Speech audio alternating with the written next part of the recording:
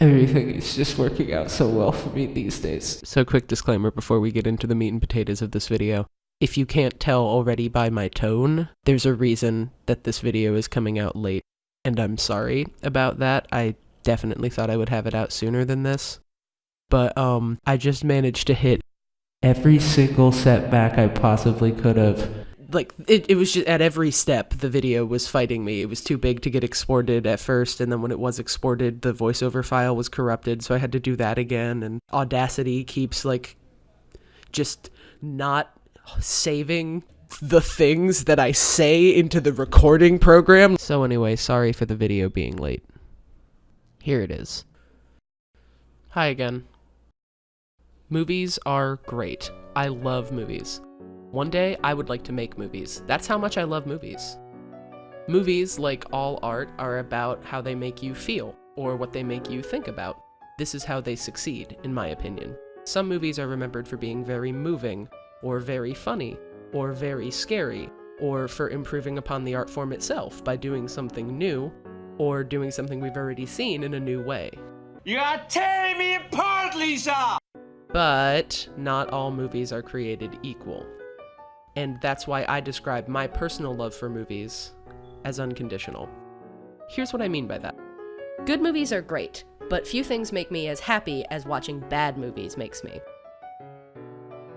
I can often be found crouching in the river of Netflix's worst titles, panning for proverbial gold. Often I come up empty-handed, but not always. Apologize? Apologize for what? You and your friends are in serious trouble. You want to know something? The film is Rock and Roll Fantasy, or Sorority House Party, depending on who you ask. It was released under both names, but it's the same movie. If that sounds stupid to you, you're right. It's dumb as shit, in fact, and that's just the tip of the iceberg. Stick with me. It came out in 1992, and it was directed by a man called David Michael Latt. Hold on to that name because we'll be coming back to him. Rock and Roll Fantasy is a campy, over-the-top sexploitation movie. Movies like this walk a narrow line because on the one hand, the people making it only really want to make low-budget softcore porn. But in order to get it in front of as many people as possible, they have to at least try to make an actual movie as a means to that end, with varying success. I'm not gonna cover the nudity, really, so I hope this isn't what you came here for on what is apparently your first day on the internet ever. Besides, the thing that really makes this a hidden gem of the disaster piece genre isn't the boobs at all. It's the threadbare plot supporting them. The bra, if you will. Hi. Okay, I'm done talking about boobs. Sorry. To put it extremely simply, this is a romance. In terms of leads, we find a sexually repressed sorority girl next door in Alex, as played by April Lerman, and a brooding bad boy rock star in Jamie Z, as played by an actor identified only as Attila, with his only other credit on IMDb being Man with Beautiful Hair. I was right by you, I tried to hold you. Oh, how I dreamed and... The charismatic leads are brought together by a colorful supporting cast and a series of semi-plausible happenstances, including the following. The unambiguously evil talent agent. But remember, as far as I'm concerned, he's dead. Hired goons with a tense father-son relationship. Hey, look, it's a gopher! Where? Dad! Assassination attempts. Give me that. Strip risk. Ukraine, you're raw. The fun-loving best friend with the worryingly lax morals. Binge drinking.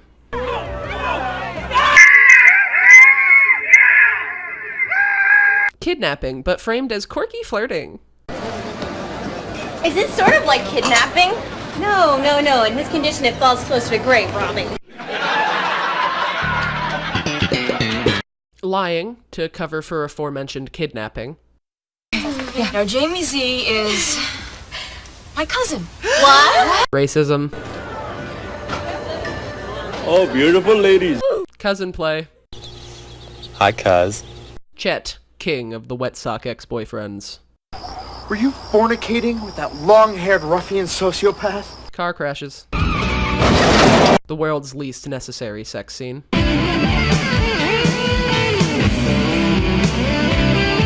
This religious girl, who might be my favorite character. If you don't mend your way soon, you're gonna die like Judas. 2, 3. Miranda. Miranda. Miranda. Miranda. Miranda? Give me the benefit of the doubt. This scene my good friend and I refer to as the daddy-daughter bonding sequence. You'll be making me the happiest girl that I ever could be. More cousin play. What's with this, like, whole cousin arrangement thing? Are we, like, first cousins or second cousins? Second cousins. Twice removed. This extra who brings me so much joy every day of my life. A car chase through a suburban neighborhood in the middle of the day. Wait, I have a plan! Turn around! And just an untenable amount of 90s nudity. The bottom line is this. The movie is not good, but it is entertaining. It's something I like to call the Smithy paradox. The principle that a bad movie, by objectively failing to create the emotional atmosphere it was going for, as with The Room and Troll 2 and Sharknado, creates a whole new emotional atmosphere altogether, therefore succeeding to entertain you. It's sort of a form of accidental, self-fulfilling meta-satire. Speaking of Sharknado. We all remember Sharknado. It was the unexpected runaway anti-hit of 2013. It had it all. Sharks, presumably other elements as well. I've never actually seen it, but that's fine, because it's not even really the movie that I want to focus on, more the people behind it. Sharknado was created and distributed by an independent film company called The Asylum. The Asylum, for the uninitiated, is a company known for making mockbusters. These marketing geniuses are the masterminds behind Transmorphers, Snakes on a Train, Lord of the Elves, and Atlantic Rim. There's actually an episode of the Netflix Mystery Science Theater 3000 on Atlantic Rim. It just came out, you should watch it, it's so funny, and it's so good, and I love that show so much, and I love Jonah, he's so cute, and he's so funny. They aren't limited to ripoffs, though. They also have some original properties, like Two-Headed Shark Attack, Three-Headed Shark Attack, Five-Headed Shark Attack, Empire of the Sharks, Planet of the Sharks, Mega Shark vs. Mega Shark, Ice Sharks. It's mostly sharks. Now, if you're anything like me, first of all, sorry about that. But second of all, you might be looking at this list and thinking, who's responsible for all this? Let's back up a little, shall we?